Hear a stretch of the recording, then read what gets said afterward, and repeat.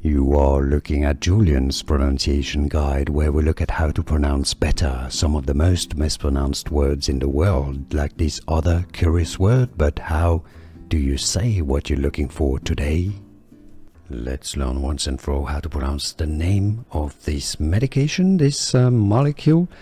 Yes, I know other videos on the internet. The main one says that it's pronounced cimetidine or cimetidine in American English, but it's not correct. If you look at the correct pronunciation on several dictionaries, many reliable sources say that it is pronounced, the correct pronunciation here is cimetidine,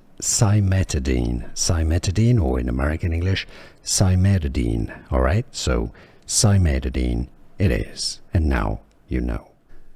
Here are more videos on how to pronounce more confusing words and names too many mispronounced. Like this video if you found it useful. I appreciate your support. I'll see you soon and thanks for watching.